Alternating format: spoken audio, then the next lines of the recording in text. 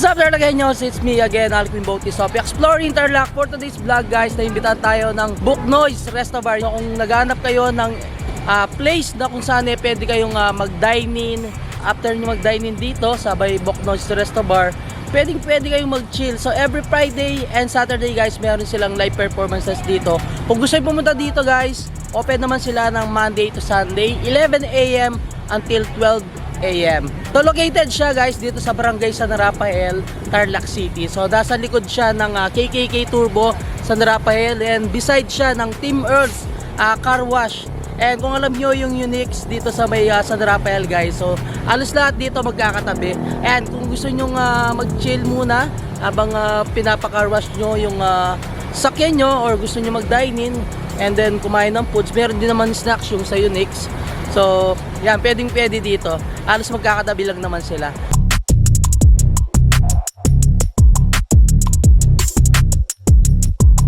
So ito guys yung place ni Buknoy's Resto Bar. Yan, napakaluwang, and kikita nyo dito is open area din naman siya. Alfresco dining din.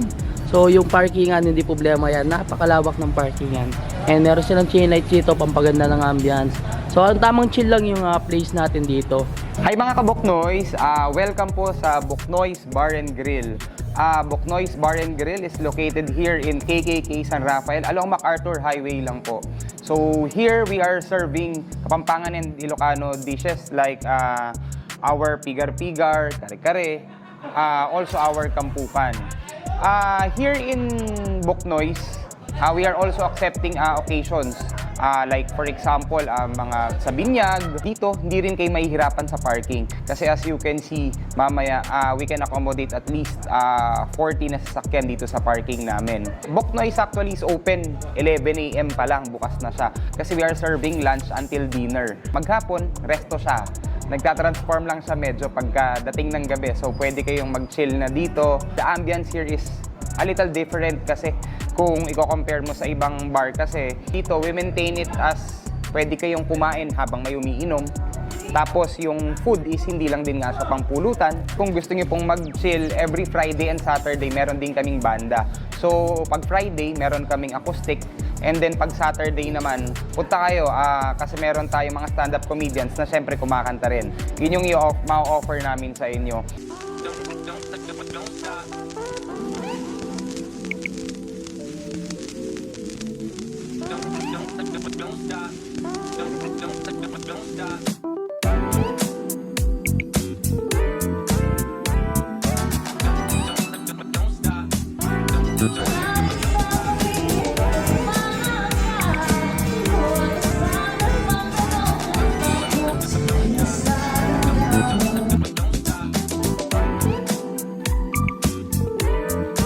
So we have a seating capacity around 90 persons, pwede. So kung may mga parties din nga kayo, meetings, pwede kayo dito. May page kami, pa-like na lang din po doon and follow. Ando doon din yung contact number namin. So kung kailangan ninyo magpa-reserve, tawag lang po kayo. So we are working on doon sa delivery namin.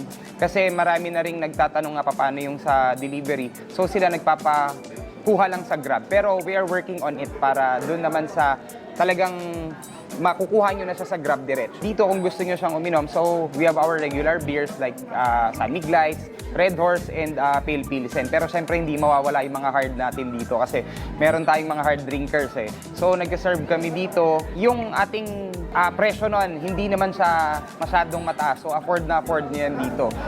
Pulutan wise, ganun din. Pati pagkain natin dito, kompleto naman. Try nyo, punta kayo dito. Also, gusto ko pala magpa-thank you kasi nung last na event, naging successful siya nung grill and party namin. And after that, ngayon mag-i-invite na rin ako kasi we will have our kick-off party naman, Wings and Steaks Nights naman yon. On January 28, back-to-back again yung banda natin sa gabi yun. So again, ini-invite ko kayo dito sa Buknoy's Bar and Grill. Tara na dito mga ka-Buknoy.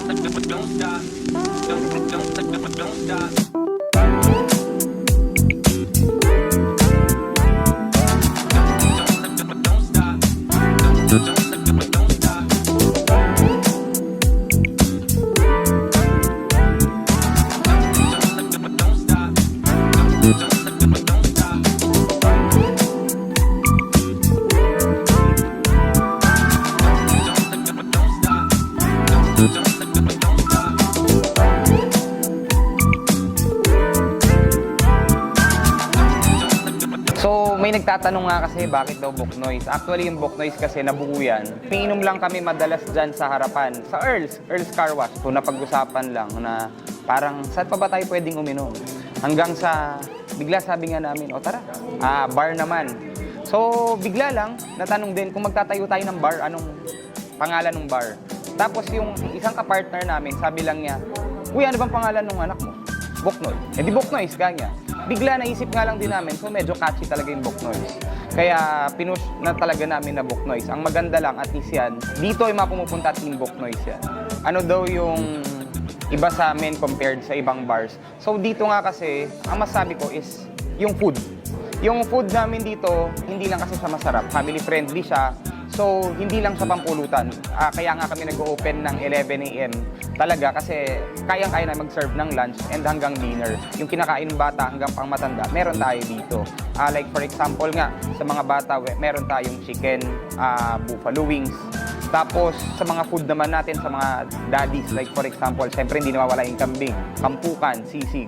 Sa mga mamis, kare-kare, sinigang. Also, dito pala sa Boknoys, we are serving yung all-day breakfast natin. Hot silog, tosilog, top silog, long silog. So, any time of the day, punta kayo dito, may makakain at makakain kayo. Again, mga ka-Boknoys, to our fellow Tarlakeños din, I would like to invite you again sa January 28. We will have our kick-off party dito. Wings and Steaks Nights yun. Party will start at 7 p.m. May back-to-back tayong banda nun. So, isang acoustic and again, yung ating stand-up comedians nandito. So, punta po kayo, enjoy tayo, sama-sama tayo nun. Tara dito sa Boknoys Bar and Grill.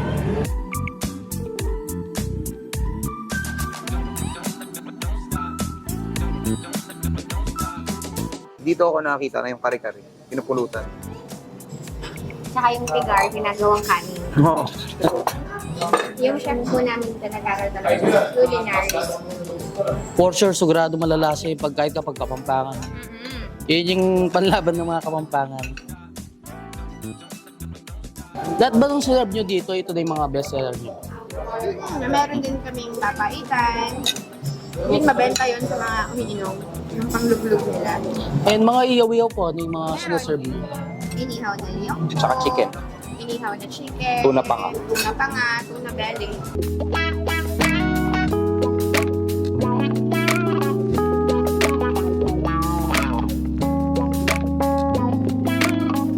Tsaka dito, yung mga ginagamit namin na karne, choice cuts din kasi hindi namin siya yung binibili na sa palengke. Meron na talaga kami. One of the owners din kasi is supplier talaga ng meat. So, pili. Kapa-order din kami ng mga party trays. Like for example, hindi lang yung nasa menu. Pag may request sila talaga, like for example, mga creamy beef, lengua, mga pang-cater, talaga nagka-serve din. No? And then kung may mga events, sir, pwede naman silang mag-gas din sa ano, nawala sa menu, no? Yes, so... Special request. Sarap ng kare-kare. Napaka-creamy niya. May balak po ba kayong dagdagan yung nasa menu nyo? Meron. Actually, sir, nag-i-innovate naman kami from time to time. Titingin kami ng mga ibang menus para ma-i-add din namin sa amin. And yung mga most requested talaga, no, na wala sa menu. Kasi like for example, target pa na yung magdagdag ng putahe ng kambing. Yan, tikman natin kampukan. Actually, ito yung ano, dito talaga ako nagkikrave eh. Yung kalderetang kambing, lalabas yun, ini-improve pa namin siya. Pag nilabas natin yung kalderetang kambing, alam nila na sa Boknoys galing. May signature yung lasa.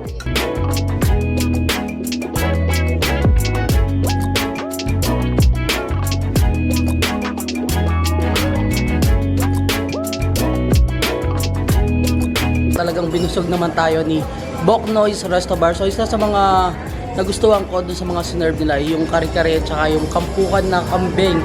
Pero lahat naman ng mga sinerve nila guys is masarap. And syempre, yung chef naman nila dito is Kapampangan. Kaya for sure guys, yung foods nila dito is napakalasa and very affordable yung price. Tapos syempre napaka-quality ng lasa. Tapos good for sharing, napaka-generous ng servings nila dito. Yung guys, hanggang dito na lang. Don't forget to subscribe, like, comment, and click the notification bell para updated kayo sa lahat ng videos ko tulad nito. And of course, huwag nyo kalimutan i-share ang video nito para malaman ng mga ibang Katarlakeños natin dyan. Itong Boknoys Resto Bar dito sa Barangay San Rafael, Tarlac City, Tarlac. Yan yung pinaka-landmark natin KKK Turbo Gasoline Station. So until our next vlog, peace out.